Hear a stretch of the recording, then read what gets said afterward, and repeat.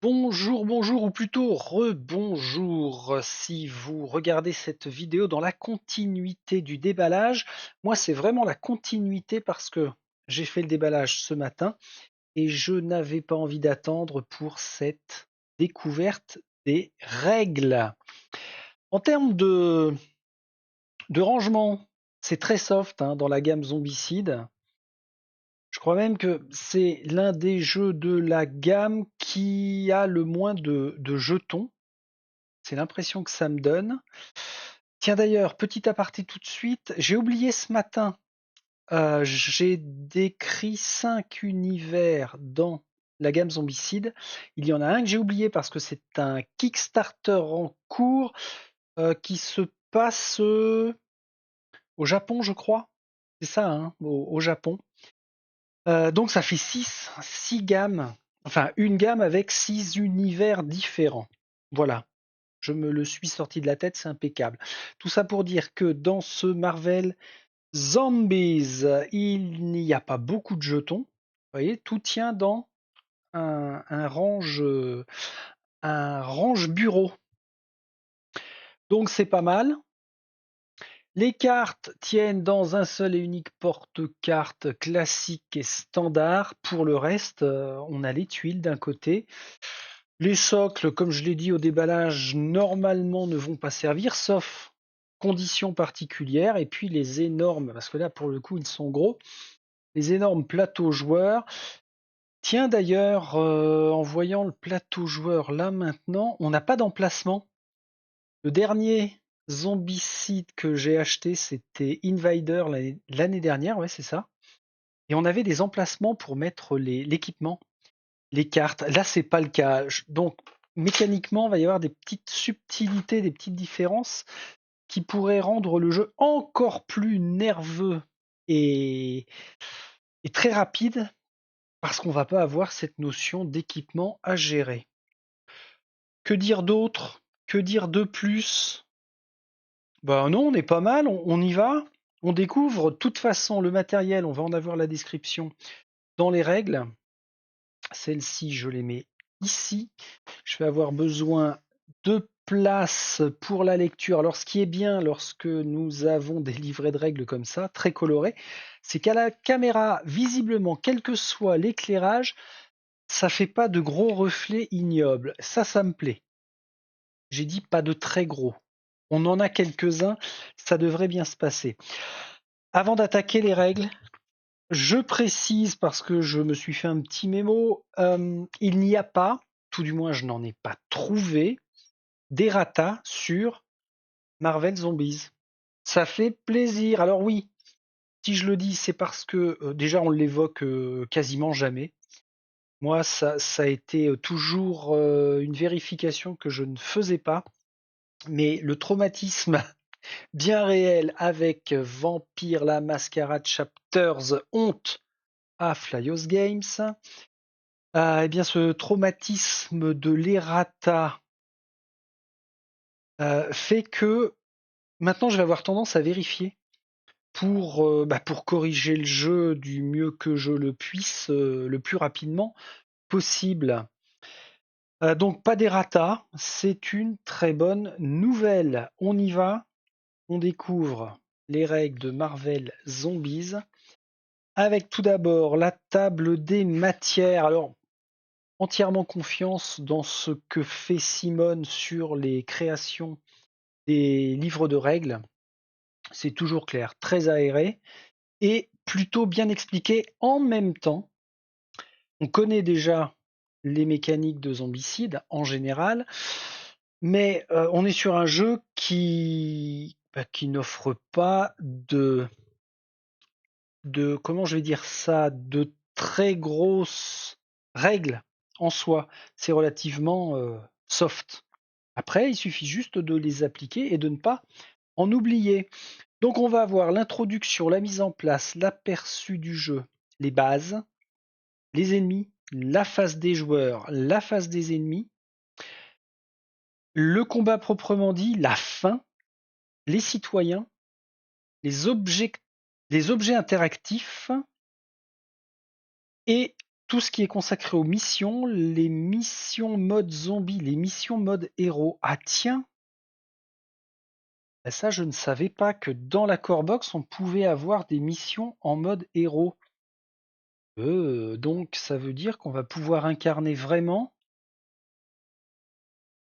Doctor Strange, Scarlet Witch, Miss Marvel, Black Panther et Spider-Man et Thor. À moins que je m'enflamme, mais c'est une bonne nouvelle. Si c'est ça, c'est une très bonne nouvelle. On va avoir un index des crédits et un résumé du round. Alors, résumé du round, voilà, j'ai pas regardé ce matin, mais on va page 44, la dernière page. Petite photocopie couleur.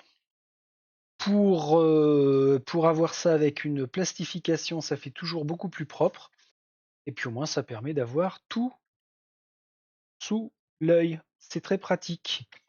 Normalement, ça devrait être systématique dans tous les jeux, hein. Il n'y a pas à tortiller. Le matériel, voyons voir. Alors j'ai commencé à torturer le livre de règles voilà, en faisant comme ça pour que ça tienne devant moi.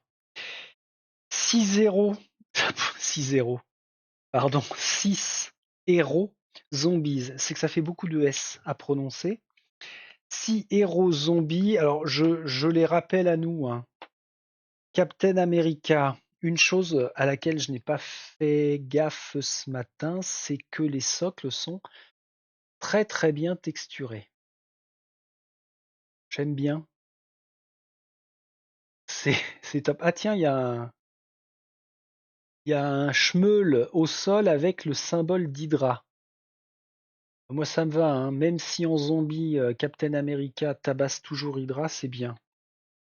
Donc Captain America, Iron Man, son pote, mais pas toujours. Même chose avec un super socle texturé. On a Wasp, donc la guêpe. Alors la guêpe, ils l'ont fait à taille normale, taille humaine. J'aurais bien aimé avoir une figurine alternative quand elle est vraiment minuscule. Genre la taille des figurines dans Destinies, où elles sont grosses comme un ongle. Ouais, mais plutôt cet ongle-là, c'est absolument horrible. Mais là, avec le gameplay de Wasp, tel que je la connais en tout cas, elle peut réduire sa taille. Ça aurait été vraiment sympa. Monsieur Banner, plutôt Monsieur Hulk, puisque là il est sous sa forme Hulk mort-vivant. Alors le rendu en couleur verte comme ça, sorti d'usine, est déjà bien. Mais franchement, quand ça va être teinturluré, oh my god. Ça vaut le coup que je libère mes vitrines d'exposition pour les mettre. Au moins pendant quelques semaines, voire quelques mois. Captain Marvel, mon Dieu, elle a arraché la tête de je ne sais qui, mais elle est top. Alors les socles sont assez chargés, quand même. Il y a beaucoup de choses, mais ça renforce vraiment l'immersion. C'est pas du gadget.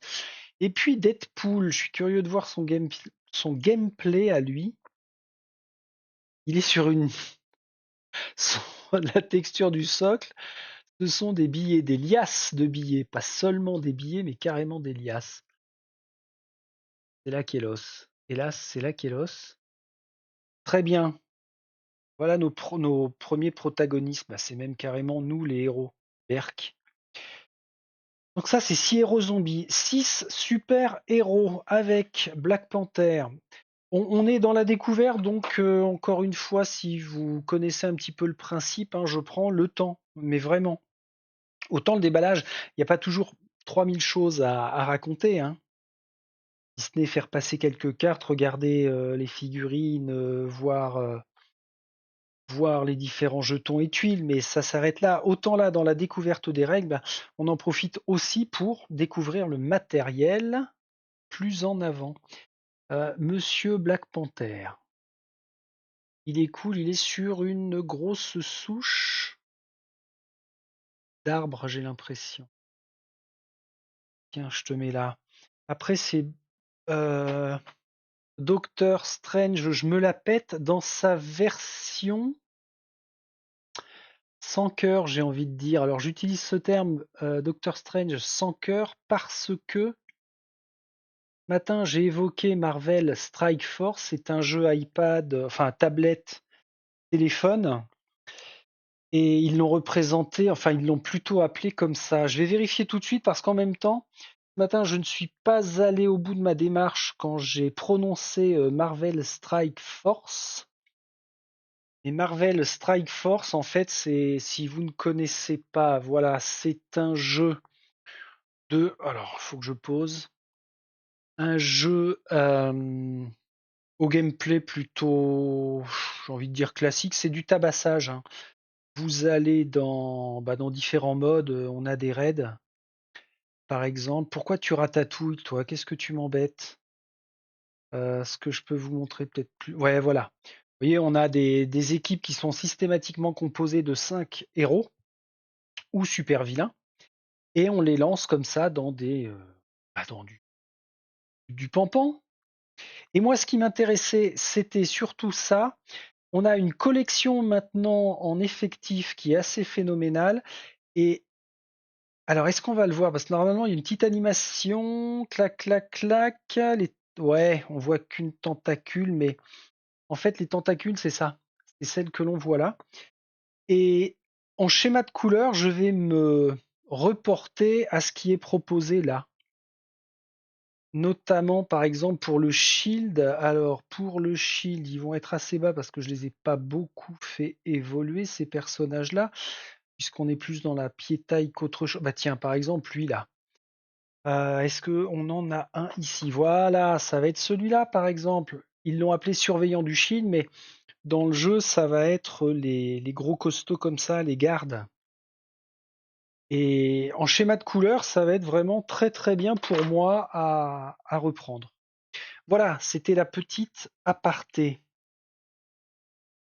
Ensuite, ensuite, Miss Marvel. Ah oui, alors ça m'a vraiment épaté et beaucoup plu le fait qu'il nous la présente avec les mains géantes. C'est vraiment comme ça que je me la représentais, moi.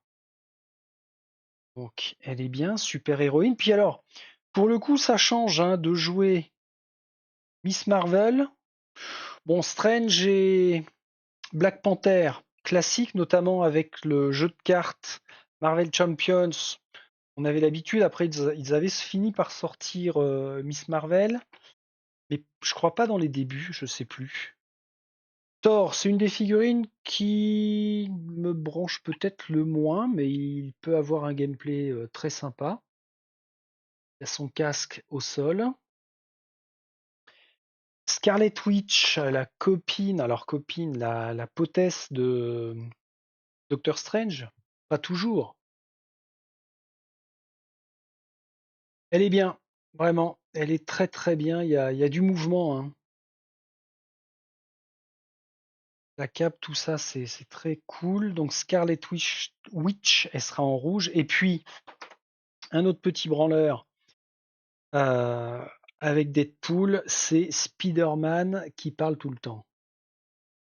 Alors, je trouve qu'il n'y a pas vraiment de détails sur le visage, le masque. Est-ce qu'ils se sont foirés ou c'était vraiment pas évident parce qu'en fait, il a un masque tellement lisse que les détails ne ressortent pas. Ça peut être galère à faire. En tout cas, on a des éléments de toile. Là, c'était le minimum à représenter. C'est bien. Alors, j'aime bien les figurines comme ça qui restent au sol. Souvent, enfin souvent, dans certaines que j'ai vues, et notamment dans Marvel Crisis Protocol, il y a des postures où ils sont à moitié en l'air. Enfin, c'est moins représentatif pour moi. Là, le fait qu'elle soit tout au sol, c'est bien. Ça me plaît. Après, nous avons des citoyens. Alors, les citoyens, il y en a 12. Ça va de Jonah Jameson, Mary Jane, l'agent Coulson, Blind Hall. Alors, Blind Hall, c'est une petite dame que je ne connais pas du tout. C'est cette dame-là. Je ne sais pas de quelle affiliation de super-héros elle est. Ça me fera l'occasion de la connaître. On a des persos qui sortent un peu de l'ordinaire avec Sharon Carter, qui est très bien. Okoye, très sympa. Alors Okoye va avec Black Panther.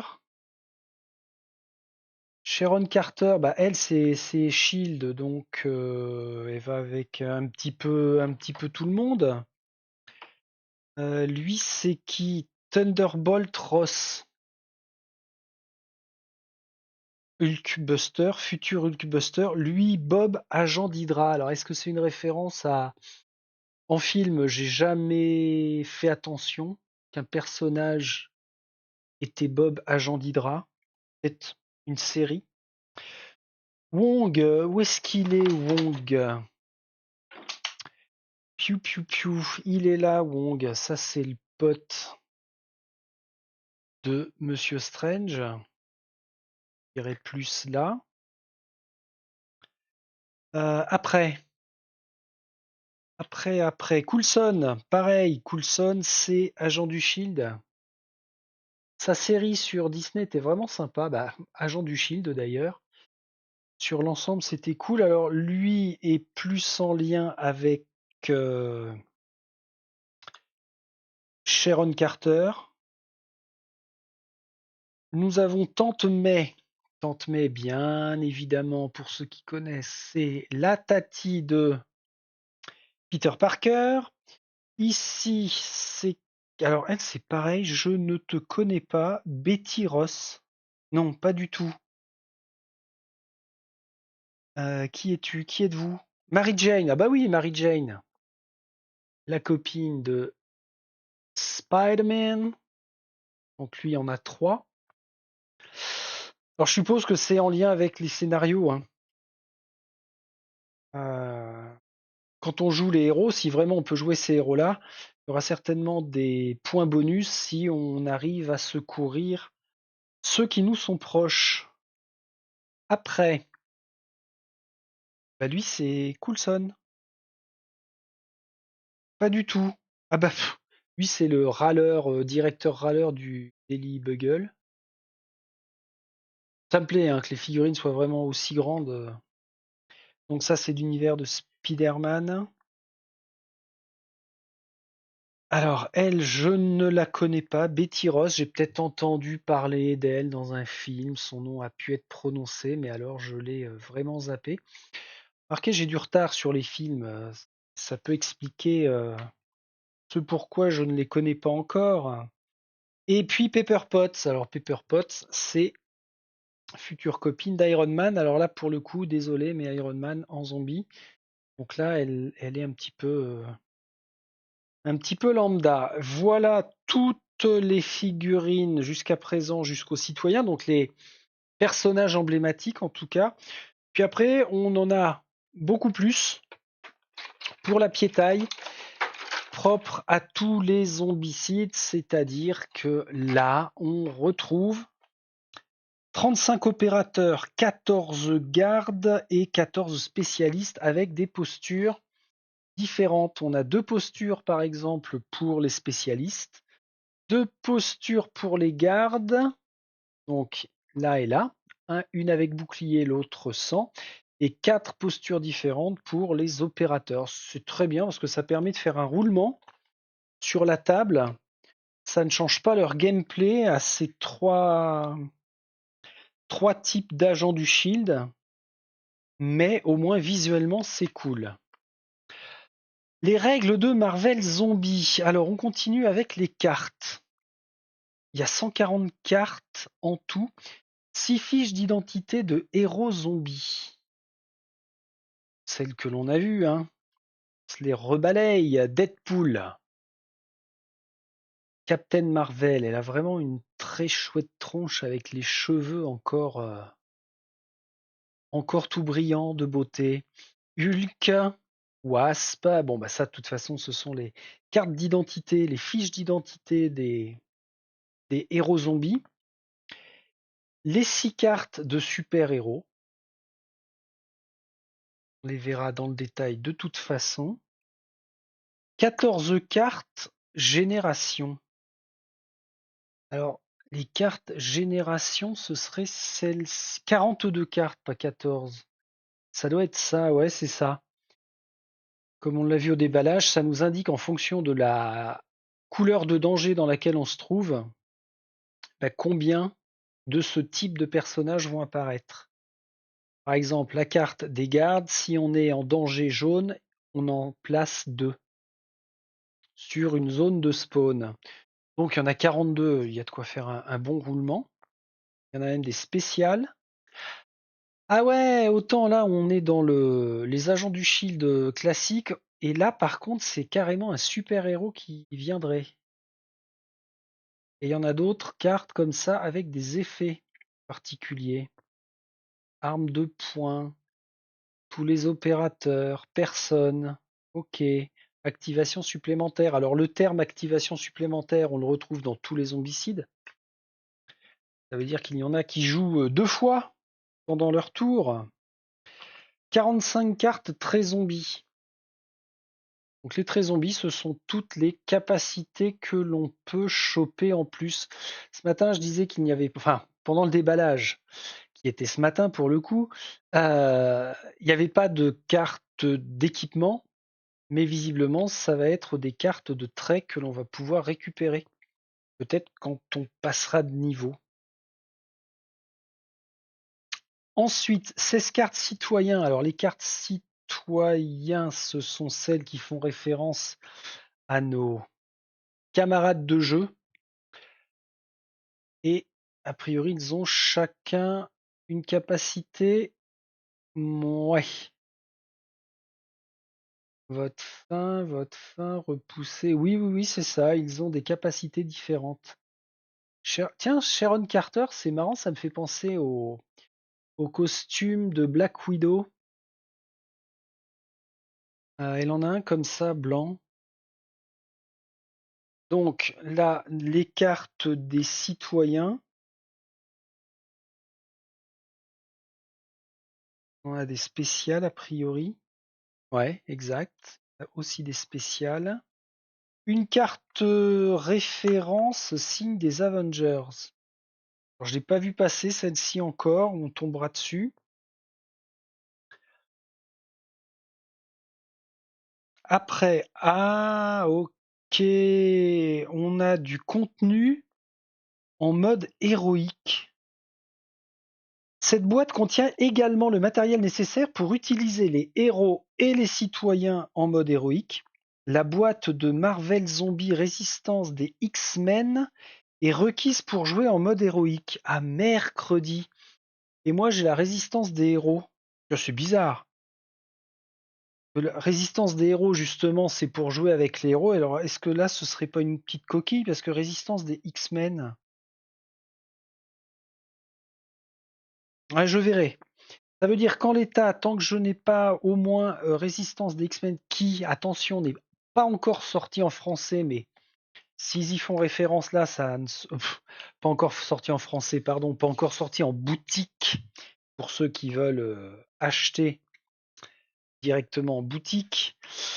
Elle n'est pas encore sortie, Résistance des X-Men. Dans un sens, tant mieux, ça refera patienter.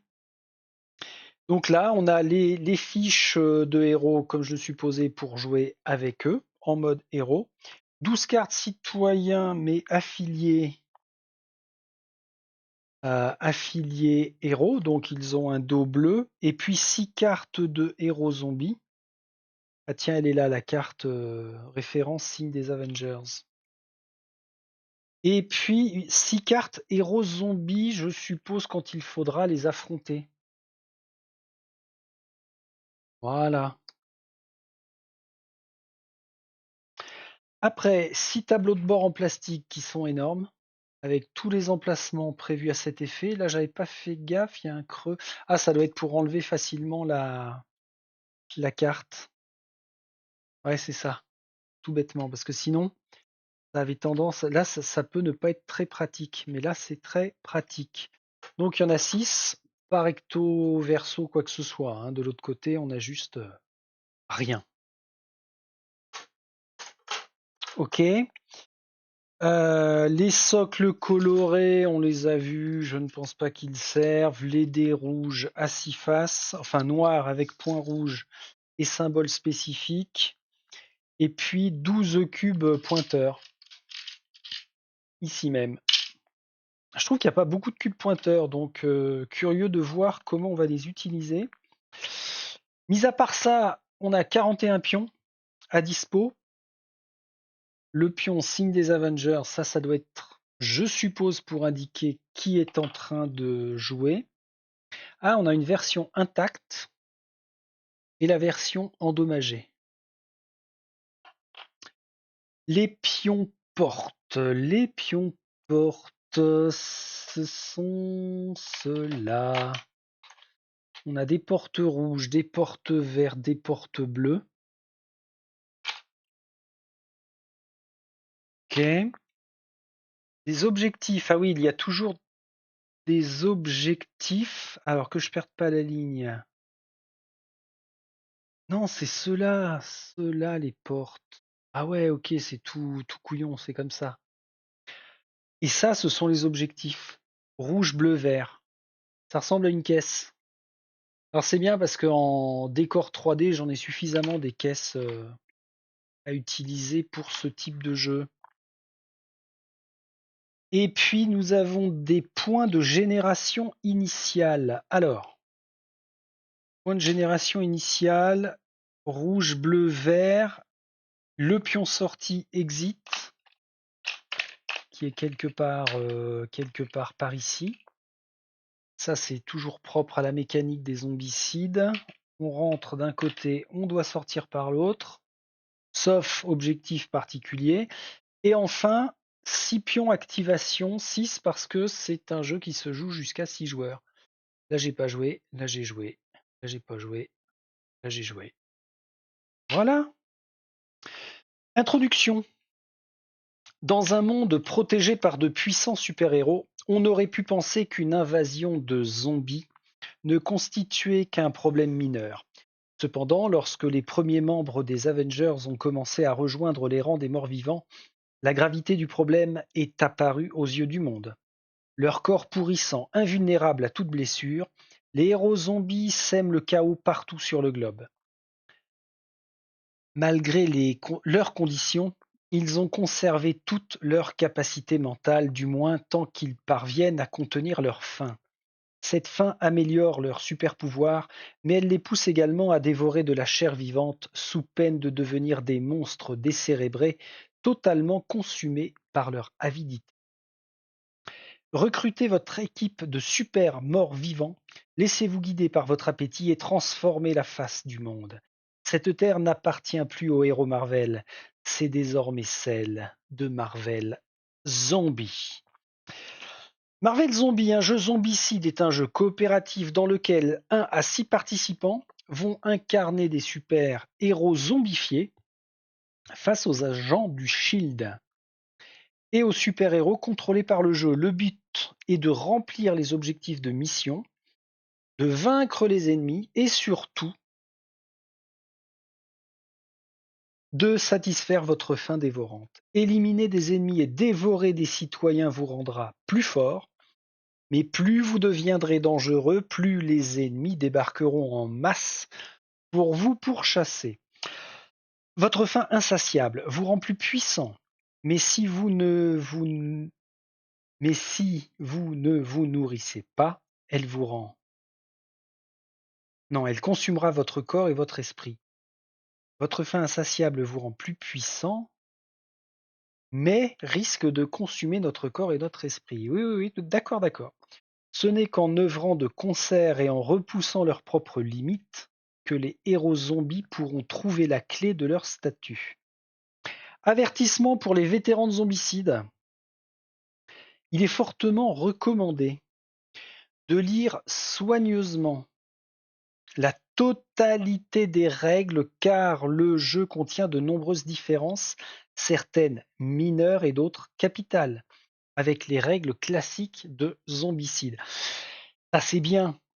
Bien au contraire, ils ne se sont pas seulement reposés sur leur laurier en faisant un copier-coller des autres zombicides existants, mais ils ont un petit peu cogité quand même sur de nouveaux gameplays. Contenu gratuit, à voir ce que ça donnera. Alors, le mode zombie, ça me chagrine. Mode zombie, mode héroïque. Les règles de cette boîte sont destinées au mode zombie, dans lequel les joueurs contrôlent des héros zombies qui, possédés par une faim vorace, s'opposent aux derniers super-héros encore vivants.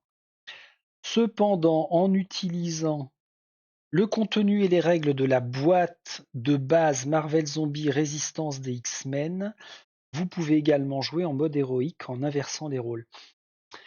Ah, c'est une boîte de base, j'ai compris.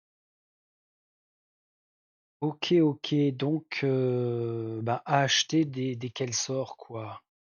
Parce que moi, j'ai du mal à me dire que je vais jouer des méchants. Alors, dans l'univers Marvel, hein, autant le coup des vampires de Chapters ne me gêne pas, parce qu'après tout, avec notre humanité disponible, on peut être plus ou moins bon. Par contre, là, moi, je voudrais vraiment la résistance des X-Men. Encore une fois, patience. Mais au moins, ça va permettre de prendre connaissance de toutes les règles en anticipation.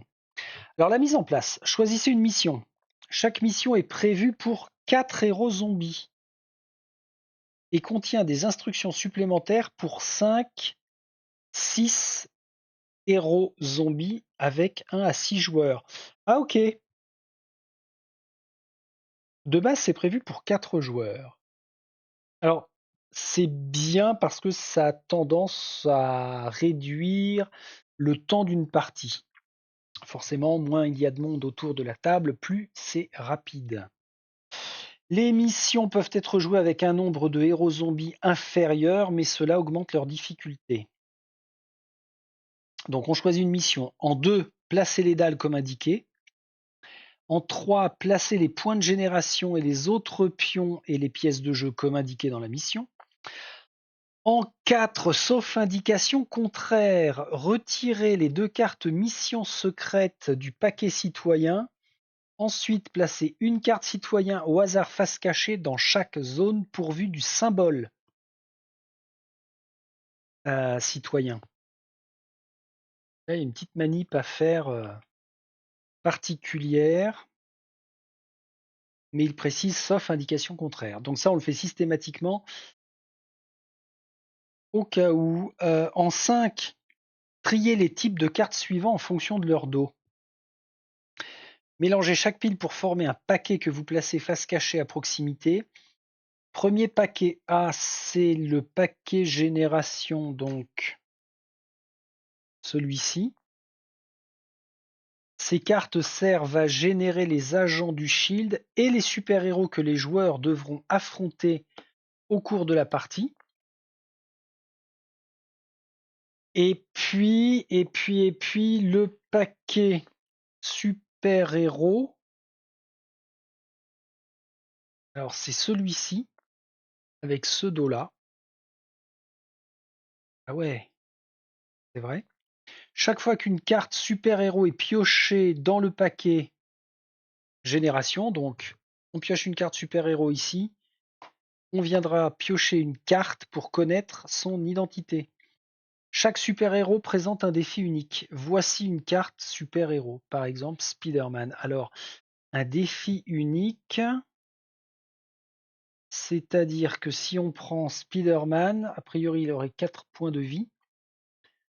Il est généré dans la zone la plus proche contenant un héros zombie. Ok, c'est un défi quoi. Après, paquet très zombie. Alors c'est le gros paquet que l'on a vu là. Il s'agit de capacités auxquelles les héros zombies pourront faire appel afin d'utiliser de nouveaux pouvoirs. Le paquet citoyen. Les citoyens sont des individus qui peuvent apparaître en cours de jeu et que les héros vont devoir pourchasser. Certains sont déjà cachés sur le plateau au début de la partie, tandis que d'autres pourront être générés à la suite d'événements spéciaux. Donc les cartes citoyens. est censé en avoir 12, mais... Qu'est-ce que j'avais vu? Ah oui, il y en a des particuliers et les fameuses cartes missions secrètes. Alors, faut peut-être que je les mette séparés, ceux-là. Ah oui, au lieu de générer un citoyen. Donc non, on conserve bien toutes celles-ci. Donc les cartes citoyens, ok. Carte de référence du signe des Avengers. Une carte qui résume les règles de cet objectif interactif. Ah ouais, ok. Alors, lancez un dé pour chaque ennemi dans la zone ciblée. Les héros sont ignorés lors de cette attaque. Retournez le pion sur sa face endommagée après la première utilisation. Retirez-le après la seconde. Ah oui, d'accord. Donc j'ai dit de la crotasse avec ce jeton-là. C'est pas du tout pour dire que c'est le jeton premier joueur. Ça va ensemble. En étape 6 de la mise en place, les joueurs choisissent le nombre de héros zombies pour la partie, 4, 5 ou 6, et se les répartissent à leur convenance. Ils s'installent ensuite autour de la table, comme ils l'entendent, et jouent en équipe contre le jeu. C'est entièrement coopératif. En 7, pour chacun de leurs héros zombies, les joueurs prennent un tableau de bord. Ils disposent devant eux, ils y placent leur fiche d'identité. Non, pas Deadpool. Ah, tiens, Captain Marvel. Alors attendez, ce que l'on va faire, ça je vais le mettre un petit peu de côté. Toi, tu vas ici. Le plateau. Là. Tiens, ça c'est un bout de carton de rien du tout. Donc on y place notre fiche de héros. Assurez-vous que le pointeur coulissant de la barre, oui, se trouve bien sur le 0 dans la partie bleue. 8e étape, pour chacun de leurs héros zombies, les joueurs prennent 2 pointeurs et un socle coloré de la même couleur. 2 pointeurs. Alors, pour chacun de leurs héros zombies. Ah oui, ok. Si par exemple, oui, Captain Marvel, je décide qu'elle est rouge, je prendrai donc 2 pointeurs rouges. Alors, généralement, on commence peut-être ici. Oui, de 0. Et celui-ci va peut-être aller en descendant. Là, je vois qu'il y a une tête de mort. Donc, sur la fiche d'identité, un pointeur est placé dans la case la plus à droite de la barre de santé. Oui, la plus à droite, c'est bien ça. Et l'autre sur 0 de la piste de fin. Ok, la santé et la fin. Fixez le socle coloré à la base de la pièce du jeu du héros zombie. Alors, c'est bien hein, qu'ils fournissent des socles, pourquoi pas. C'est peut-être beaucoup plus pratique lorsque les figurines ne sont pas peintes. Ah, bah c'est bien.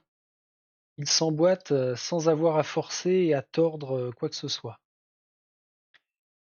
Mais une fois peint, franchement, il n'y a pas besoin des socles. Ok.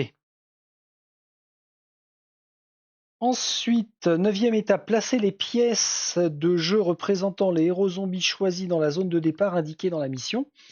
Donc ça, bah, c'est en fonction de la mission. Et enfin, en 10, chaque joueur reçoit un pion activation qu'il place face verte, visible, non activée, à côté de la fiche d'identité de son héros zombie. Donc là, j'ai pas joué, là j'ai joué. J'ai pas joué, là j'ai joué. Je vous la refais pas une troisième fois. Ça ira comme ça. Et ici, on aura les emplacements des autres cartes que l'on regarde. Là, on a tout ce qui vient d'être dit en résumé. Alors, cartes citoyens vides, elles vont venir ici. Le pointeur de la barre de danger, OK. Pointeur sur le 0 de la piste de fin, ouais. Fiche d'identité dans la case centrale. Le marqueur de santé ici.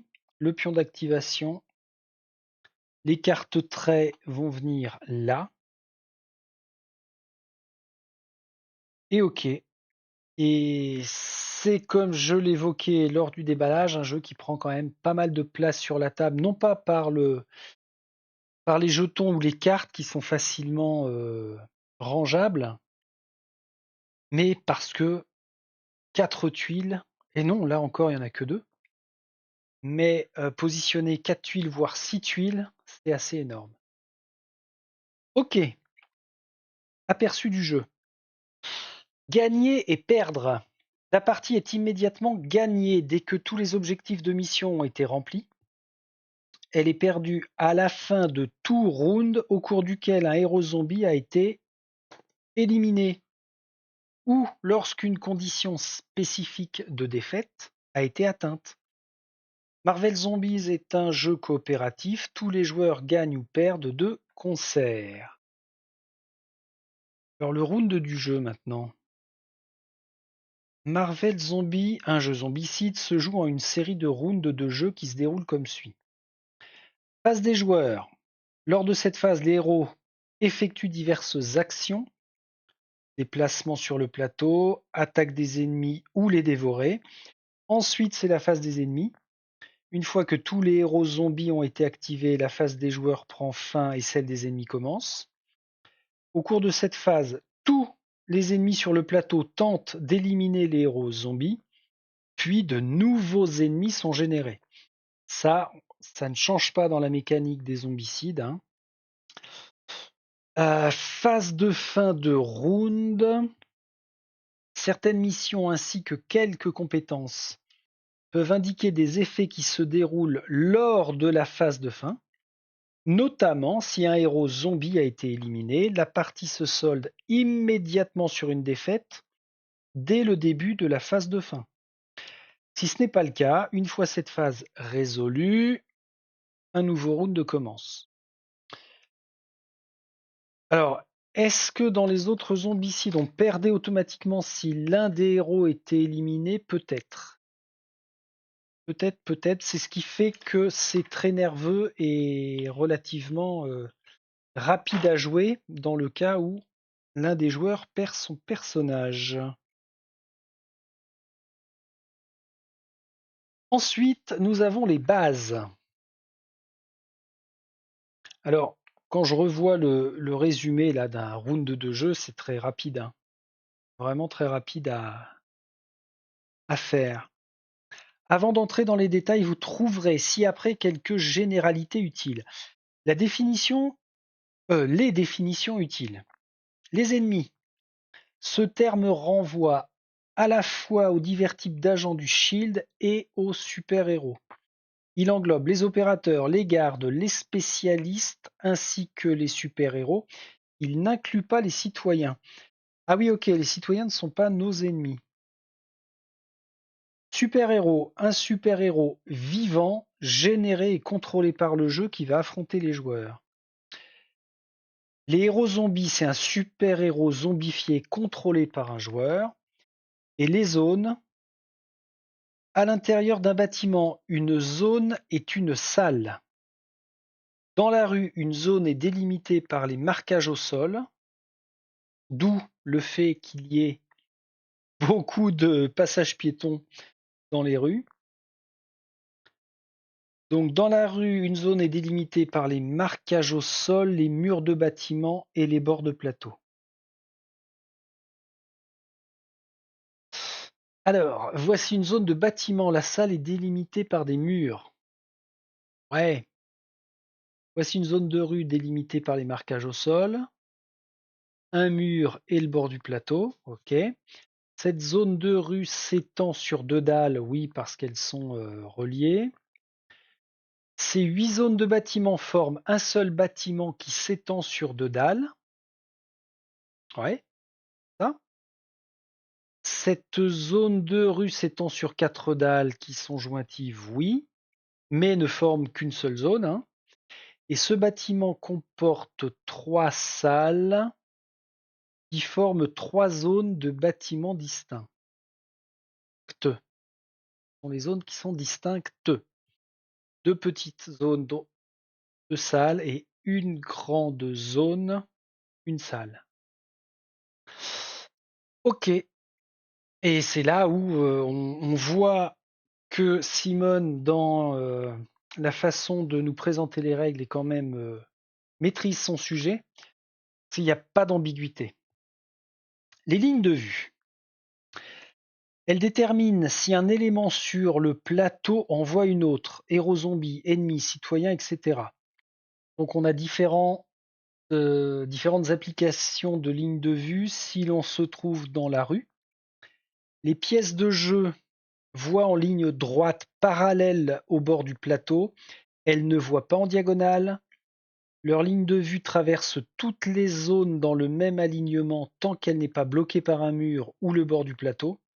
Important, sauf précision contraire. Les compétences, traits, capacités des héros zombies nécessitent une ligne de vue. Oui, les compétences, les capacités, les traits zombies nécessitent une ligne de vue. D'accord. Alors, donc dans la rue, ok, ça traverse. En ligne droite. Dans les bâtiments, une pièce de jeu. Alors quand il parle d'une pièce de jeu, c'est une figurine, hein. Toutes les zones qui partagent une ouverture avec la salle dans laquelle elle se trouve. Donc une figurine voit à travers une porte. Donc la porte est ouverte, hein.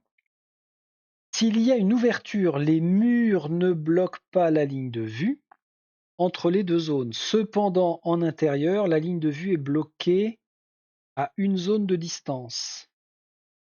Après, c'est encore une fois très bien parce qu'ils mettent tout un tas d'exemples.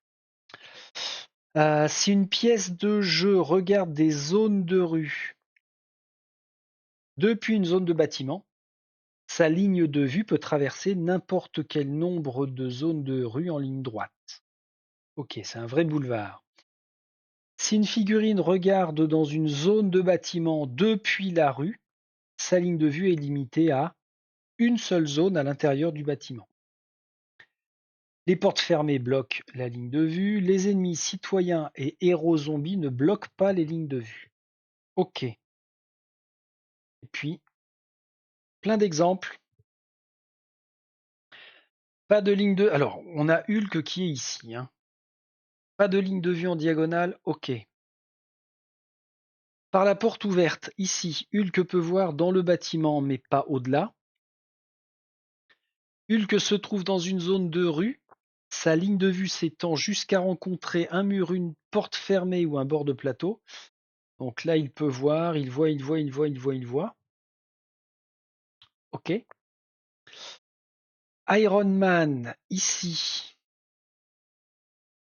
Iron Man dispose d'une ligne de vue vers 4 salles différentes, mais il ne peut voir qu'à une zone de distance à l'intérieur d'un bâtiment.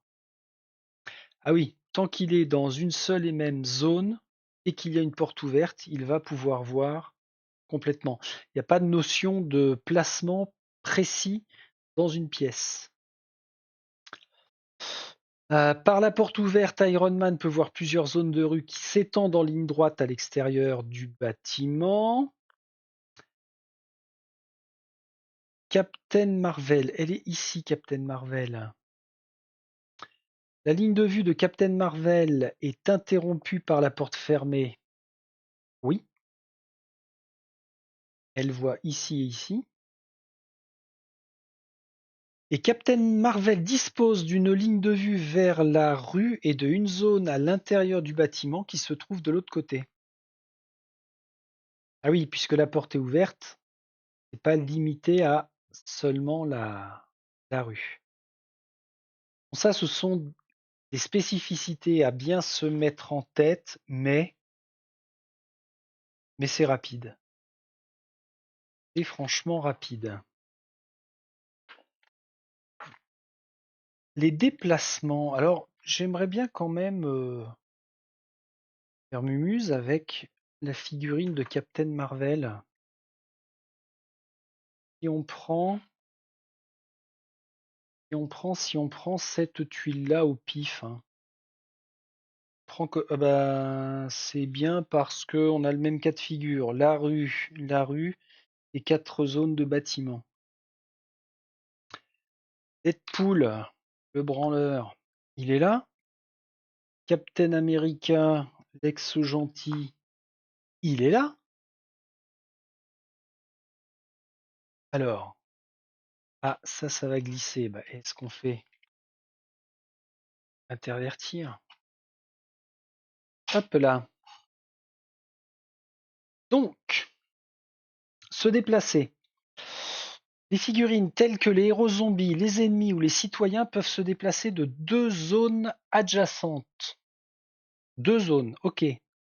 2 zones sont considérées adjacentes si elles possèdent au moins un côté non bloqué en commun.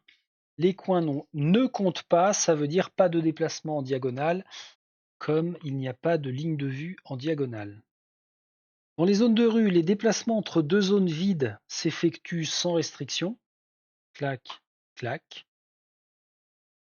Il est cependant nécessaire d'emprunter une porte ouverte ou une ouverture pour passer d'une zone de bâtiment à une zone de rue. Alors ça paraît tellement évident, mais il faut que ce soit dit. D'ici, je ne peux pas rentrer là.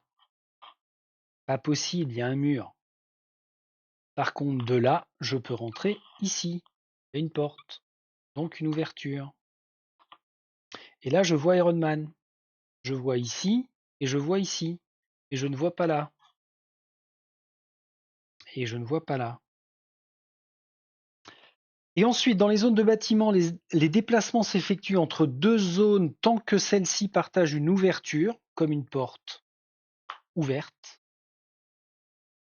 La position de la pièce de jeu et la disposition des murs n'ont pas d'influence du moment que les zones partagent une ouverture.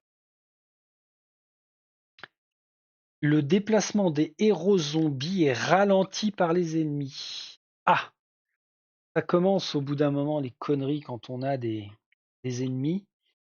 Alors, il précise que c'est ralenti. S'il y a un agent du Shield ici, ça voudrait dire que si je rentre là, je ne suis pas complètement bloqué et obligé de m'arrêter.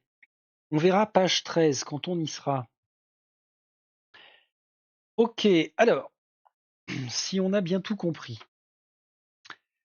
Deadpool peut se déplacer dans la rue d'une zone vers soit vers la droite, soit vers la gauche. Yes, mais ne peut pas se déplacer en diagonale. Ok. La porte fermée empêche Deadpool d'entrer dans le bâtiment. Celle-ci doit d'abord être ouverte. Ah oui, alors ça va être une action d'ouvrir les portes. Donc quand on est comme ça, porte fermée.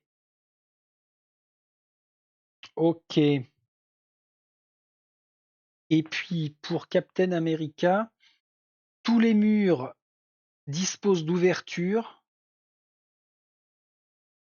et la porte est ouverte. Captain America peut donc se déplacer où il veut. Rappel, pas de déplacement en diagonale. Ouais. Oui, si là on a des portes et qu'on a vu une porte ici, bah bien sûr, c'est tellement logique, mais c'est parfait. Alors, lecture d'une fiche d'identité. Attention les yeux. Bah, ça tombe bien puisque dans l'exemple, ils prennent celle de Captain Marvel. La santé. Chaque fois qu'un héros zombie est blessé, cette piste baisse de 1. Si jamais elle atteint le crâne, le héros zombie est éliminé, donc on perd la partie. La piste de fin, là, de 0 à 4, elle représente l'insatiable faim de chair vivante qui possède les héros zombies. Plus le niveau de faim monte, plus le héros devient puissant. Cependant, s'il monte trop, le héros perd tout contrôle et devient vorace. Ici, on devient vorace. La piste de fin d'un héros zombie est importante quand celui-ci effectue des actions d'attaque. Ah ok, donc de 0, 1 ou 2 niveaux, a priori ce serait le dévoration à appliquer, et si notre fin passe à 3 et 4, ça génère un coup puissant. Attaque. Chaque héros zombie possède sa propre attaque unique ainsi qu'une attaque de dévoration, commune à tous. Les attaques sont détaillées page 19. Tout puissant, ouais. Possède une attaque unique.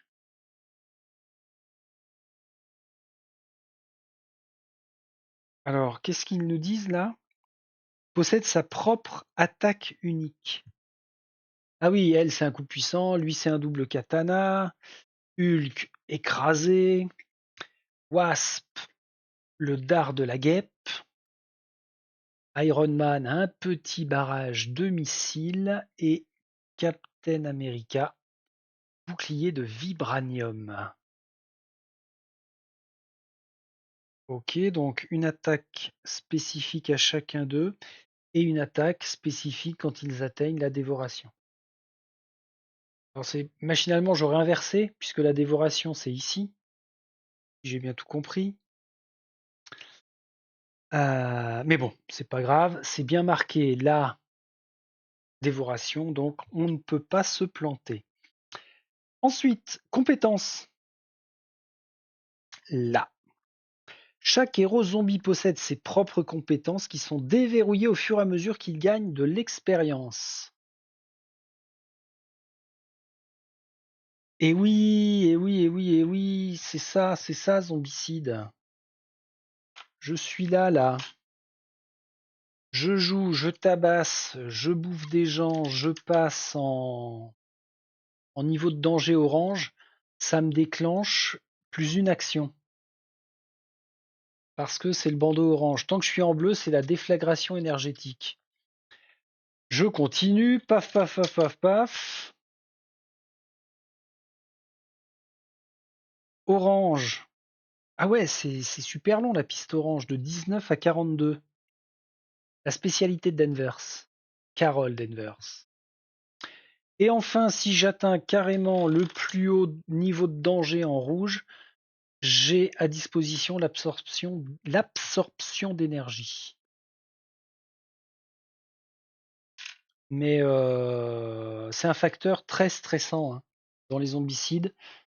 Plus on gagne en niveau de danger, plus ça devient compliqué à gérer. Alors là, pour le coup, peut-être que ça a un impact challenge assez intéressant. Pourquoi je dis ça? C'est que je me suis rapidement lassé en fait de la série Zombicide. J'avais le Zombicide saison 1 classique de base qui se déroule dans notre monde. J'avais Black Plague, la version donc médiévale fantastique, et puis je me suis séparé des deux. Alors après coup, je le regrette parce que à faire jouer, c'est quand même sympa, ou pour faire découvrir du jeu coop dans des univers différents, c'est quand même sympa. J'ai racheté l'année dernière Zombicide Invaders, donc dans l'espace, que je garde, mais j'y ai pas vraiment joué. Hein. D'ailleurs, je crois même j'ai fait 0 scénario. C'est pas compliqué. Là, il y aura peut-être un intérêt parce que, mais vraiment c'est propre à moi, parce que c'est Marvel. Alors, expérience, niveau de danger et compétences. Clac, clac, clac, ça va être ici que ça se passe. Elle est où, Carole? Viens, Carole, on parle de toi quand même. Pars-toi, toi, d'être poule. Tu pues de la poule. Crac. Donc, l'expérience, niveau de danger et compétences. Chaque fois qu'il élimine un ennemi, un héros zombie gagne un point d'expérience. Ou, dans le cas de super-héros, un point d'expérience par point d'endurance que celui-ci possédait. Si je tue un ennemi classique du shield, par exemple, cela là, ça c'est de la piétaille, ça se tabasse bien, ça me donne un point d'expérience. J'en bute 3 points d'XP. Par contre, si c'est un super héros que l'on a vu de mémoire dans ce paquet-là, si j'élimine Spider-Man, ça me donne un point d'XP par point d'endurance. Ça va être ça son endurance, hein, forcément. Donc là, j'aurai 4 points d'XP d'un coup. Donc ça peut monter extrêmement vite. Thor rapporte 5. 4 pour Black Panther. Ah, seulement 3 Miss Marvel. D'accord. 3 Scarlet Witch. C'est sexiste ça. Ah non, mon petit Mon petit je me la pète Strange, 3 aussi seulement. Je savais qu'il était faible ce nain. Ok. Bah, je fais rien contre lui, hein. Mais bon, qu'est-ce qu'il s'écoute parler celui-là? Allez. Ensuite, chaque fois qu'un héros zombie gagne de l'XP, avancez le pointeur sur sa barre de danger, ok. Certaines missions peuvent comporter des moyens de gagner de l'expérience supplémentaire. On distingue 4 niveaux de danger, d'intensité croissante, bleu, jaune, orange et rouge. Chaque fois qu'un nouveau niveau est atteint, le héros zombie déverrouille une nouvelle compétence à utiliser pendant la mission. C'est bien ça. Ce cumul d'expérience a toutefois un effet secondaire quand vous piochez une carte génération. Vous devez appliquer la ligne qui correspond au niveau de danger le plus élevé parmi tous les héros zombies en jeu. Si Captain Marvel est en zone de danger bleu et que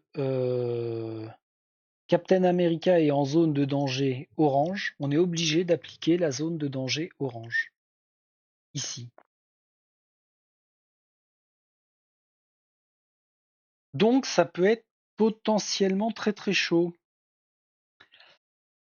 Donc, pour ça, voir la génération des ennemis, page 16. Plus votre héros va devenir dangereux, plus les forces employées pour le neutraliser seront importantes.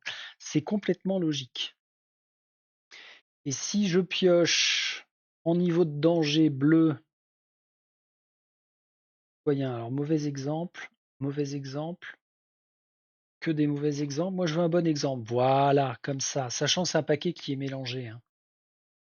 Si je pioche cette carte-là en génération d'ennemis, ruée d'opérateurs, je place, si je suis en jaune, je place 5 opérateurs. On les génère, puis on les active. Là, on a un rappel, hein, de toute façon par rapport aux zones de danger. On a la reprise de ce qui a été expliqué ici. Bon, toujours des exemples ultra clairs, hein, avec le gain de pouvoir, comme on l'a vu, en fonction de la zone de danger que l'on déverrouille. Dès le début de la partie, le héros zombie peut utiliser son attaque unique et son attaque de dévoration. Ah oui? Ah d'accord. D'accord, d'accord, d'accord. Je croyais que on allait utiliser la capacité dévoration seulement quand on atteignait une fin totale. Mais non, dès le début de la partie, les héros peuvent utiliser leur attaque unique et l'attaque de dévoration. À retenir, important ça. Oups. Ensuite, alors là, vous voyez, en 2 pages, 3 pages, combien? Les bases. Ah oui, c'était vraiment les bases en 4 pages. C'est soft, hein. Maintenant, on va parler des ennemis. Il existe 4 types d'ennemis. La plupart d'entre eux ne disposent que d'une seule action lorsqu'ils sont activés. Les spécialistes et les super-héros constituent une exception à cette règle, chacun d'eux disposant de 2 actions par activation. Un ennemi est éliminé dès qu'il reçoit, lors d'une seule et même action d'attaque, un total de touches supérieur ou égal à sa valeur d'endurance. Le héros zombie qui a éliminé l'ennemi gagne 1 point d'expérience, sauf dans le cas des super-héros, il gagne autant d'XP que la valeur d'endurance du super-héros éliminé. Super clair, c'est cool. Alors nos opérateurs, là, on a 3 catégories de basiques, hein. Parmi les opérateurs, armés de matraques électrifiées, ce n'est qu'en groupe que les opérateurs du Shield constituent une véritable menace. Conservez cependant vos distances, ils sont capables d'ouvrir le feu à tout moment. Une action, 1 d'endurance, 1 point d'expérience. Les gardes, bardés d'armure lourde et équipés de gants électrifiés, les gardes du Shield sont difficiles à abattre quand vous voulez grignoter l'un de ses citoyens. Ils escortent parfois. Une action, 2 d'endurance, 1 point d'expérience. Et enfin, les spécialistes forment l'élite des troupes du Shield. Rapides et mortels, ils sont équipés de réacteurs dorsaux qui leur permettent de fondre par surprise sur les zombies. Ils ont 2 actions, un seul point de vie, donc un seul point d'endurance, et ils nous gratifient de seulement un point d'expérience. Et après, par contre, on a les super-héros. Chaque super-héros est à la fois puissant et unique, mais ils partagent tous un point commun, leur détermination à mettre un terme à l'invasion des zombies. Ils ont 2 actions, endurance X, comme on l'a vu en fonction de leur carte. Donc X, le total varie d'un super-héros à l'autre, il est indiqué sur la carte de chaque super-héros. Et la récompense en XP, c'est égal à son endurance. On ne peut pas faire plus simple, hein. Franchement, j'élimine Black Panther, faut que je lui fasse 4 points de dégâts. Ça rapporte 4 points d'expérience. Et puis voilà, et puis c'est tout. Oh là là. Ok. Et enfin, chaque super-héros possède une capacité unique dont l'effet s'applique tant qu'il reste en jeu. Alors par exemple, Black Panther, chaque activation, il effectue un nombre d'actions égal à 1 plus le plus haut niveau de danger chez les héros zombies. Donc il peut faire de 2 à 5 actions. Oh la brute. Mais t'es une brute, toi. Miss Marvel peut attaquer les héros zombies à 3 zones de distance, sans se soucier de la ligne de vue, mais les murs bloquent. Ah ouais, encore. Scarlett.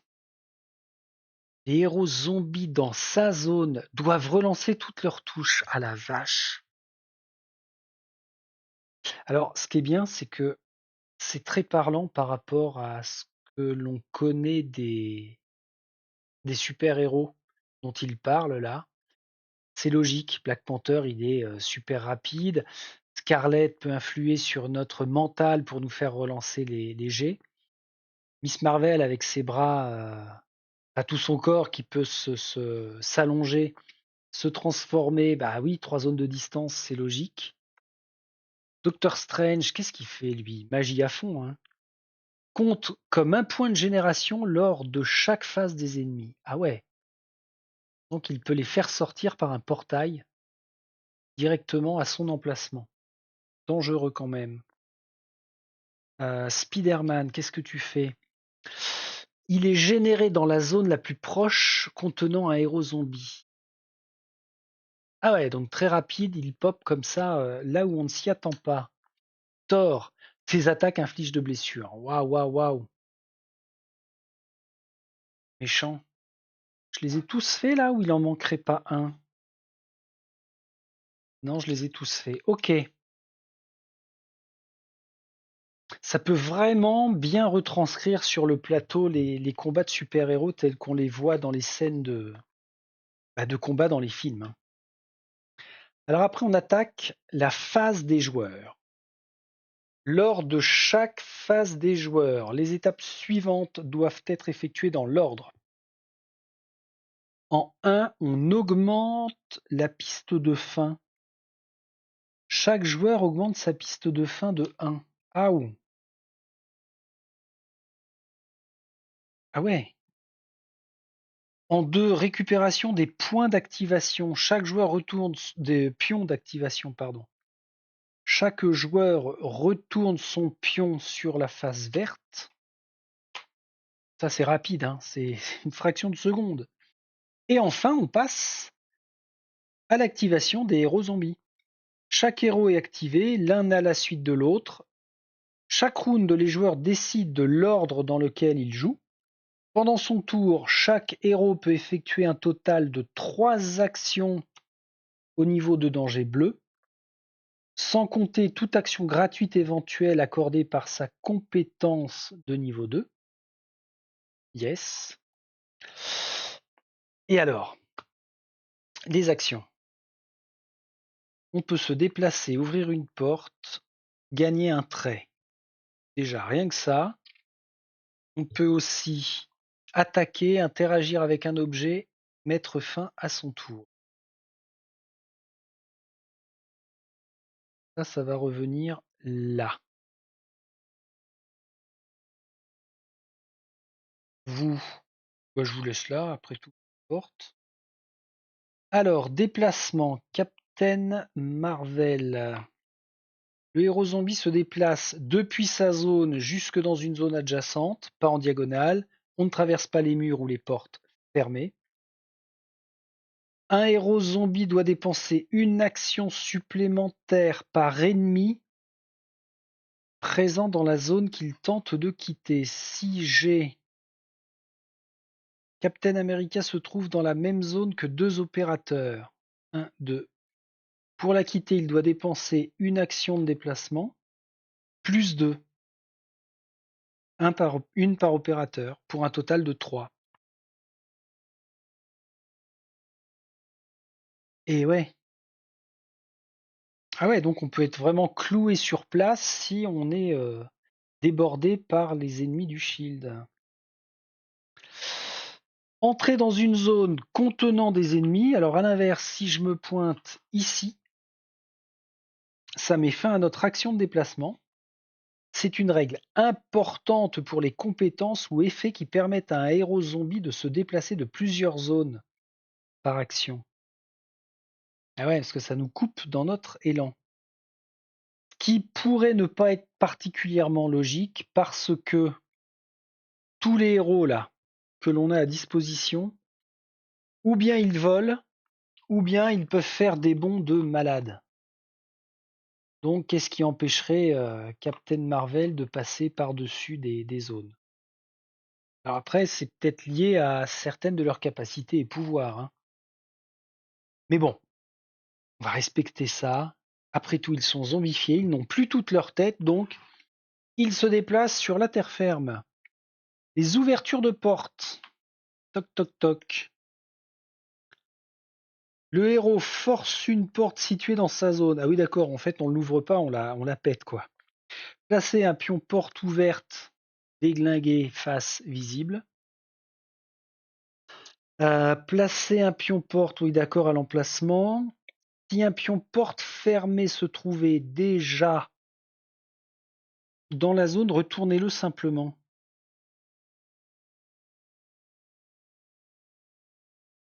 Ah, d'accord, c'est qu'on a des pions portes ouvertes et des pions déglingués. C'est ça ce qu'ils disent? Ou c'est moi qui interprète? Non, a priori j'interprète. Retournez-le simplement. Ok. Non, d'accord, en exemple, il nous montre bien la face porte ouverte qui est passablement détruite. Note, une fois ouverte, une porte ne peut plus être refermée. Certaines missions contiennent des portes colorées, donc bleues ou vertes, comme ceci. Ces portes ne peuvent généralement être ouvertes qu'en remplissant des conditions spécifiques, comme trouver l'objectif de la couleur correspondante. Consultez le texte de la mission pour plus de détails. Alors sur un jeu comme ça, hein, ça mérite d'avoir bien sûr des portes, des vraies portes en 3D. Toujours très sympa. Important, ouvrir un bâtiment pour la première fois révèle tous les ennemis et citoyens qui s'y trouvent. Voir la section génération dans les bâtiments. Troisième action que l'on peut faire, c'est gagner un trait. Le joueur pioche la première carte du paquet trait et la place sur son tableau de bord dans l'une des deux cases prévues à cet effet. Un héros zombie ne peut effectuer qu'une seule action de gain de trait par tour. Alors, on y vient en phase de fouille, en fait, c'était ça.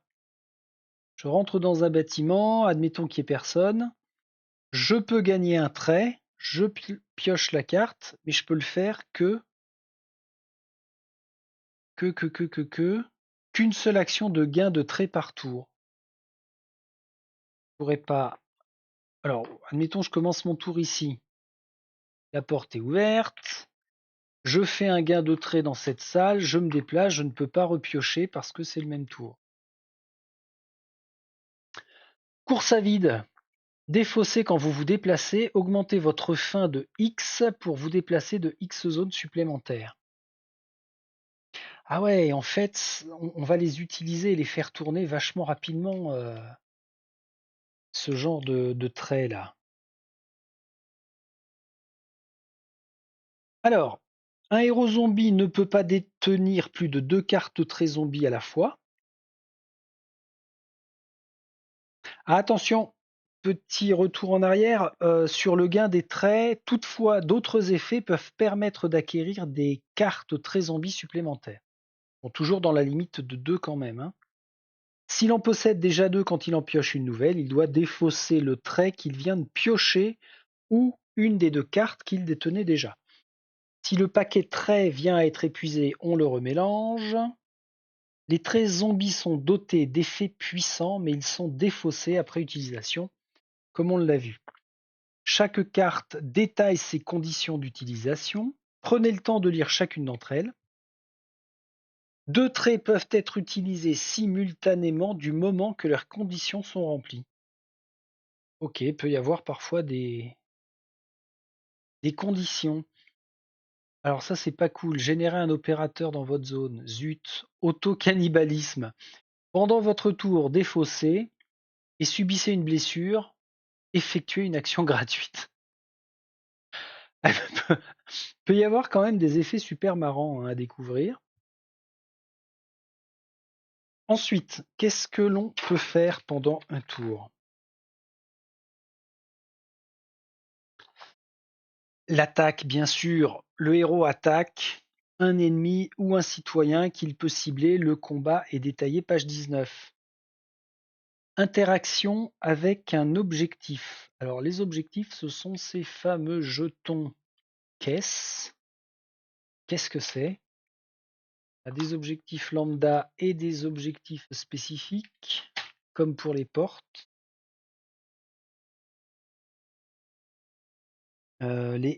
Les effets du jeu relatifs à la prise d'objectifs sont détaillés dans le texte de la mission. Et enfin, on peut mettre fin à son tour. Un héros n'est pas obligé d'effectuer toutes ses actions. S'il le souhaite, il peut renoncer à ses actions restantes et mettre fin à son tour. Une fois qu'il a effectué toutes ses actions ou qu'il a renoncé, son tour se termine. Retournez son pion activation sur la face rouge. Un encart a priori important, devenir vorace. Bien que les héros zombies conservent en grande partie leur fonction cérébrale, ils peuvent être aveuglés par la faim insatiable qui les consume. Tant qu'il est vorace, un héros ne peut plus effectuer d'action, action gratuite comprise, autre que le déplacement et l'attaque de dévoration. Ah ok, on pète un câble et on a trop faim. Donc un déplacement et l'attaque de dévoration systématiquement. Un peu moins contrôlable, hein. Donc il y a un danger quand même à devenir trop souvent vorace. On perd les pédales. Après, la phase des ennemis. À vous, messieurs, mesdames, les agents du Shield. Une fois que chaque joueur a activé tous ses héros, la phase des joueurs se termine et celle des ennemis commence.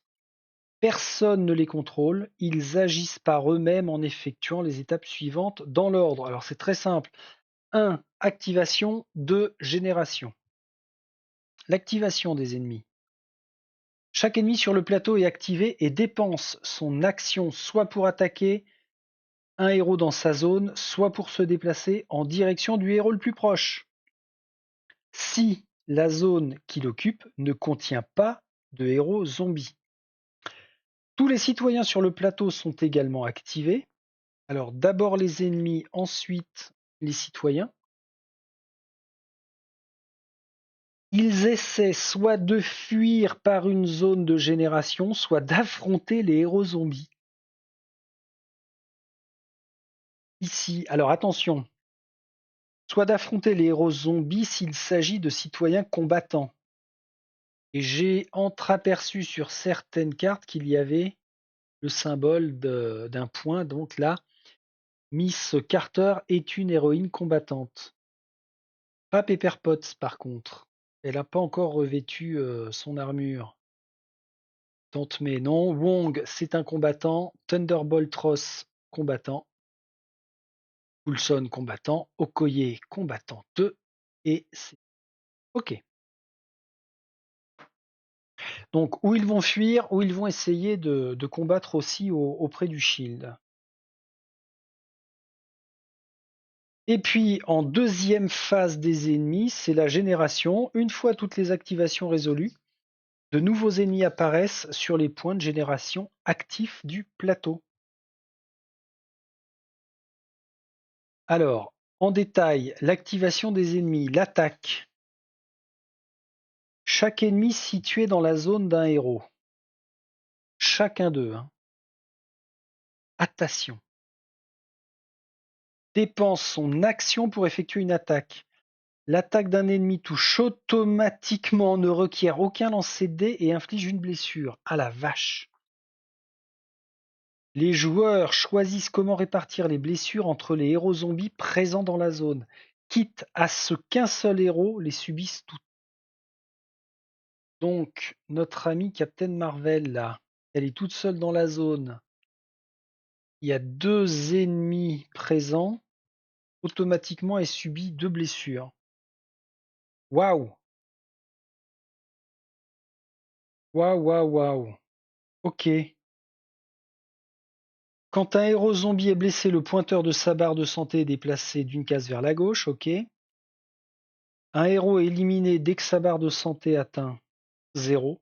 Si cela se produit, la partie se solde par une défaite lors de la phase de fin de round suivante. Les ennemis combattent en groupe. Tous les ennemis activés dans la même zone qu'un héros se joignent à l'attaque, même s'ils infligent suffisamment de blessures pour tuer leur victime plusieurs fois. Ah oui, ça évite que on se mélange peut-être un peu trop les pinceaux pendant leur activation. S'il ne me reste que 2 points de vie, ils sont 4. Eh bien les 4 vont faire leur attaque, ça me dézingue. Et ça veut dire qu'on dit bon allez, ces 2-là vont attaquer, ces 2-là vont se déplacer parce que après l'attaque, elle est éliminée. Non. Tout le monde est occupé à la même chose. Alors ils sont un peu teubés, hein, les agents du Shield, c'est peut-être pour ça qu'ils nous agacent à ce point-là et qu'on veut les bouffer. Exemple numéro 1. Un opérateur qui occupe une zone où se trouvent 2 héros. Un opérateur. Alors voilà, toi tu es une opérateur. Non, tu es un opérateur. Non, tu es. Si, tu. Oh, j'en sais rien. Si, tu es un. Monsieur. Un opérateur occupe une zone où se trouvent 2 héros zombies. Il inflige une blessure au cours de son activation. Les joueurs choisissent lequel des héros est blessé. Ok. Exemple, un groupe de 8 opérateurs. La la la la la la la. Est activé dans une zone abritant 2 héros zombies. 2, 4, 6, 8. Il n'y a pas la place. Comment on fait, chef? Admettons, ils sont 8. Chaque héros zombie possède une santé de 5. Yes. Les joueurs décident donc d'attribuer 4 blessures à chaque héros zombie. Ah oui, s'ils sont 8, ça fait 4. Là, on serait mal. Hein. Ah, la fin de partie, à mon avis, serait très proche dans ce cas de figure. Alors ça, c'était leur attaque. Maintenant, comment est-ce qu'ils se déplacent? Les ennemis qui n'ont pas attaqué parce que leur zone ne contenait pas de héros zombies dépensent leur action pour se déplacer de une zone en direction des héros, avec des règles spécifiques. Les ennemis se déplacent en priorité vers la zone en ligne de vue la plus proche, qui abrite des héros. Si l'ennemi n'a aucune ligne de vue vers un héros, Il se déplace en direction de la zone qui abrite des héros vers laquelle il dispose du chemin ouvert le plus court. S'il n'existe aucun itinéraire disponible, il ne se déplace pas. C'est un des rares cas où les ennemis ne vont pas se déplacer. Ça, c'est à bien étudier à chaque fois parce qu'il y a quand même pas mal de spécificités. Si plusieurs zones en ligne de vue abritent des héros à égalité comme étant la plus proche, ou bien s'il existe plusieurs chemins de même longueur vers la zone la plus proche, les ennemis se séparent par type en autant de groupes de taille égale que nécessaire pour suivre tous les itinéraires disponibles. Ok. Donc eux se sépareraient, eux iraient par là, de même type, et eux pourraient aller par là, par là. Il y avait 3 cas de figure identiques là pour rejoindre des héros. D'accord, d'accord. Les ennemis ne peuvent pas ouvrir les portes. Ah! Et nous, on les pète. Donc une fois qu'elles sont pétées, de toute façon, on ne les refermera pas. En dessous, comme avec les lignes de vue et les déplacements de nos héros, on a tous les cas de figure qui sont couverts sur les déplacements. Alors par exemple, là on en a 3. Ce groupe d'ennemis ne dispose d'aucune ligne de vue. 2 itinéraires de même longueur pour rejoindre Captain America sont disponibles. Les opérateurs se séparent pour emprunter les 2 routes possibles. Les joueurs décident du chemin pris par le garde. Ouais, c'est ça. C'est en fonction de leur dénomination, ils vont se séparer si le chemin est la même distance. Spider-Man, qui est ici, voit 2 zones occupées par des héros zombies. Les joueurs décident du trajet qu'il emprunte. Ils choisissent de l'envoyer vers Hulk et Cap. Avec sa deuxième action, Spider-Man les attaque. Ah oui, là il a une ligne de vue pour aller taper. Alors, Spider-Man voit 2 zones équidistantes occupées par des héros. Et ce sont les joueurs qui décident vers lesquels héros ils vont. Il va. Ok. Ce spécialiste voit 2 zones abritant des héros.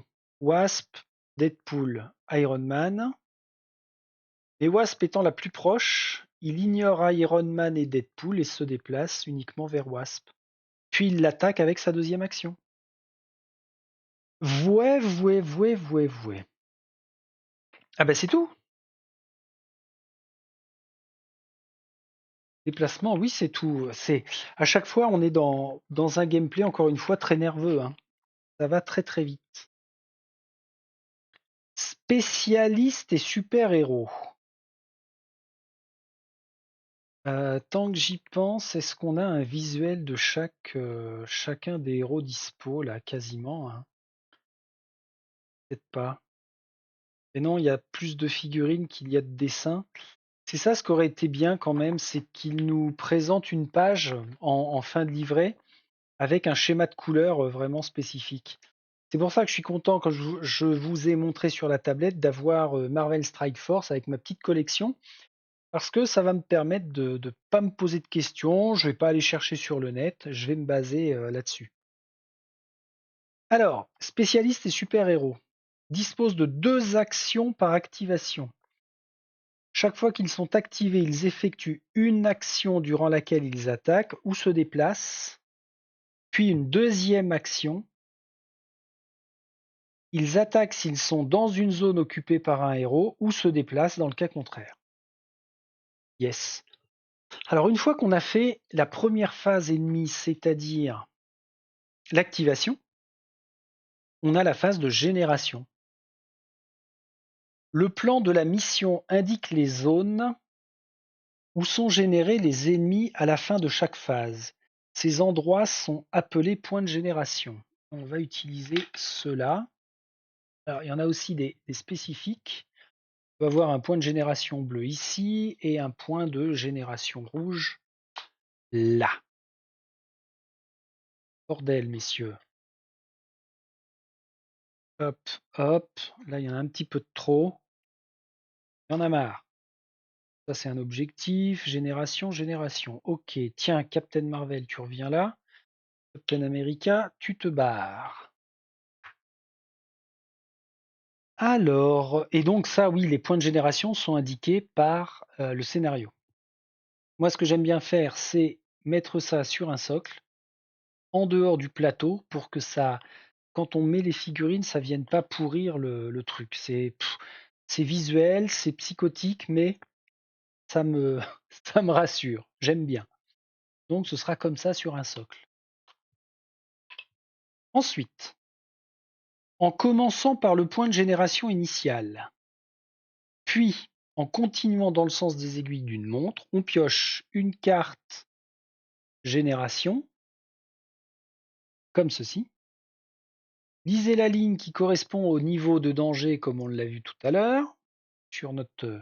Alors attention, il faut bien se référer au plateau joueur qui a la plus haute valeur de danger, hein. Donc lisez la ligne qui correspond au niveau de danger du héros zombie le plus expérimenté. Placez le type et la quantité d'ennemis indiqués dans la zone de génération concernée. On commence par cette zone-là. High pioche. On est en zone de danger, en niveau de danger jaune. 8 opérateurs. 8 opérateurs qui débarquent de là. La vache. Il y en a qui vont être méchantes, hein. Répétez cette opération pour chaque point de génération actif dans le sens des aiguilles d'une montre. Ok, ok, ok. Lors de l'étape de génération des ennemis, commencez toujours par le point de génération initial qui porte le chiffre 1. Donc parmi les jetons de génération, voilà, c'est celui-ci qui va démarrer systématiquement la phase de génération. Et après on tourne. Pion de génération coloré, donc bleu et vert. Certaines missions contiennent des pions bleu-vert. Sauf indication contraire, ces pions ne génèrent pas d'ennemis jusqu'à ce que se produise un événement spécifique indiqué dans la mission. Ces pions ne commenceront à générer des ennemis qu'à partir du moment où ces conditions sont remplies. Si le paquet génération vient à être épuisé, on mélange pour reconstituer un nouveau paquet et c'est reparti comment 40. Le paquet génération contient divers types de cartes. Alors, on a les générations normales, celle-ci. Classique, lambda, ça génère des opérateurs, ok. Exemple, Wasp possède 5 points d'expérience. Elle a donc toujours un niveau de danger bleu. Hulk en a 12, ce qui place le niveau à jaune. Pour déterminer combien d'ennemis sont générés, lisez la ligne jaune qui correspond au niveau de danger de Hulk, le plus élevé. Ah, il y a différents types de cartes. La ruée. Alors ruée, on a vu ça tout à l'heure, c'est cette carte-là. Quand un joueur pioche une carte ruée, les ennemis générés par la carte effectuent une activation immédiate. Générer puis activer. Ok. On a des cartes activation supplémentaires qui ressemblent à ça. Activation supplémentaire. Aucun nouvel ennemi n'est généré. À la place, tous les ennemis du type indiqué bénéficient immédiatement d'une activation et effectuent leurs actions en suivant la procédure normale. Ah oui, alors par exemple, en niveau de danger jaune, ce seraient tous les spécialistes qui bénéficieraient d'une activation supplémentaire. Nous avons des cartes citoyens escortés. Quand un joueur pioche une carte, piochez la première carte du paquet citoyen, donc ce paquet-là, avec tous nos amis là.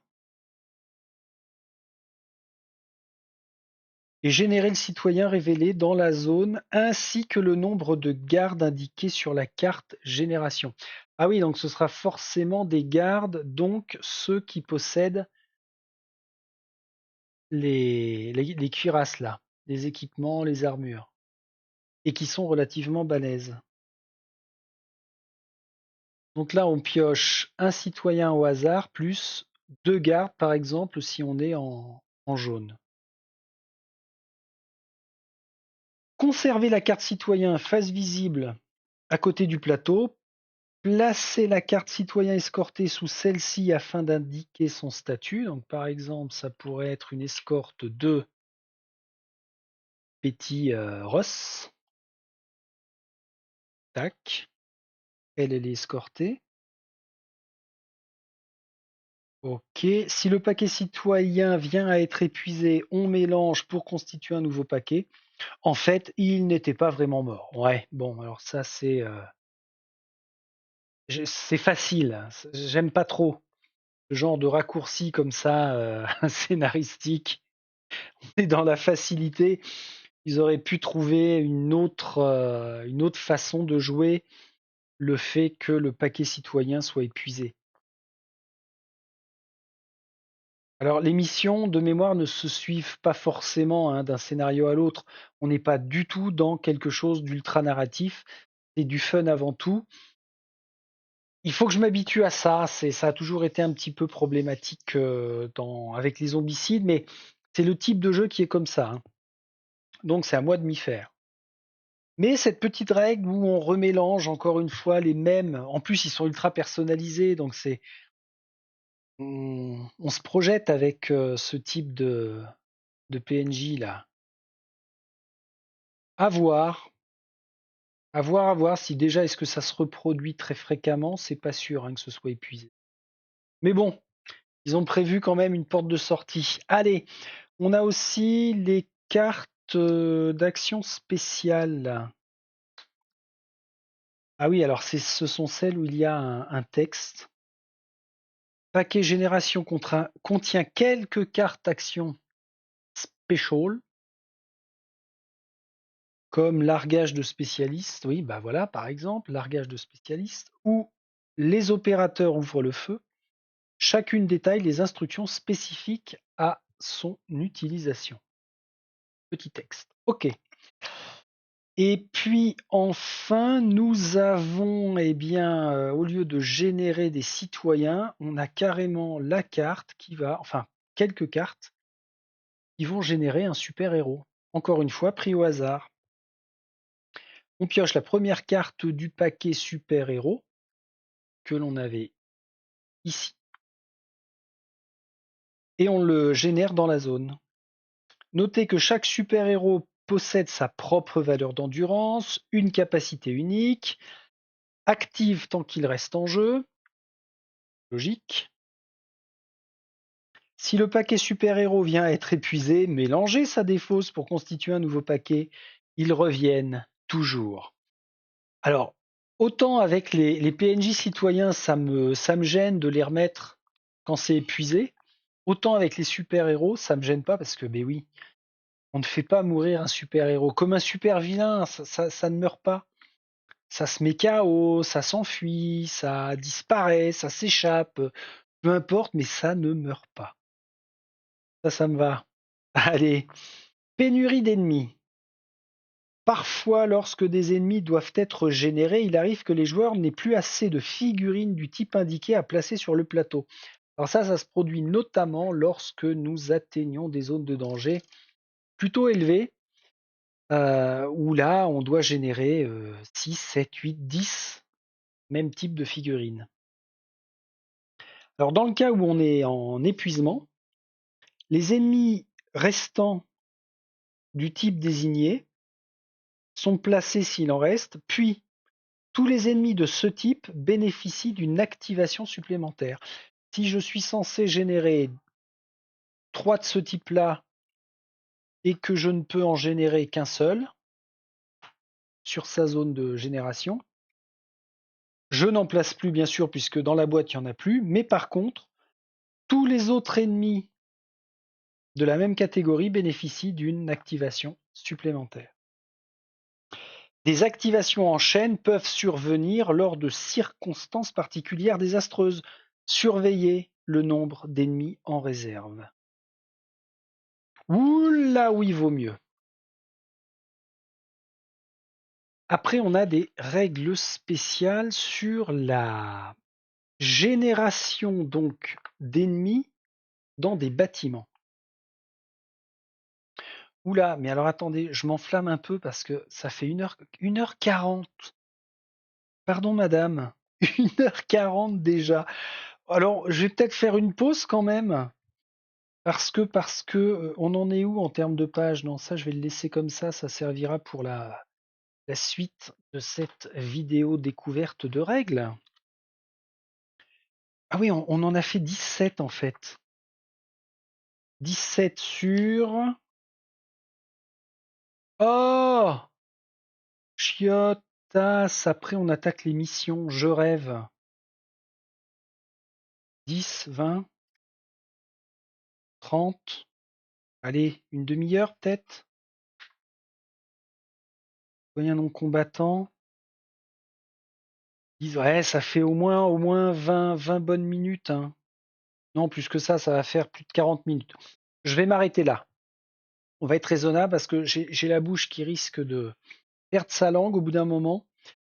Donc, on a déjà bien bossé.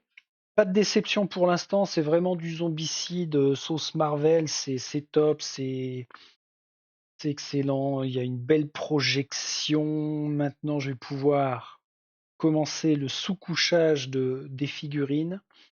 Et puis, j'espère que demain, je vais pouvoir me poser pour que l'on attaque la seconde partie et la dernière vidéo finalement. La découverte des règles va tenir en 2 vidéos. C'est bien. Et puis on va finir tranquillement. Après, je ferai mon petit mémo comme d'hab et je passerai à la peinture. Et puis ce serait intéressant de faire au moins à minima la mission mode zombie MZ0 initiation, une fin grandissante. Alors le fluff est symbolique, hein, en termes de narration, c'est très très basique. Ça tiendra sur 2 tuiles. Et après, ça enchaîne. Alors, là, il précise bien que c'est le mode zombie. On en a 4, on en a 5, on en a 6, on en a 7. Encore ou pas? 8, 9, 10. Une mini-campagne, si on les enchaîne, de 10 scénarios. Et après, on a un mode héros. Bon, bref, arrête. Arrête de tripoter ci, arrête de tripoter ça, Friedrich, tu nous mets ça comme ça. Va falloir ranger un petit peu et puis demain, on reprendra là où nous venons de nous arrêter. Très plaisant à découvrir. Je pense que ça va être très fun à jouer encore une fois parce que c'est du Marvel. Alors les amis, je stoppe ici. Je vous souhaite plein de bonnes choses pour cette découverte et à très vite. Salut, salut!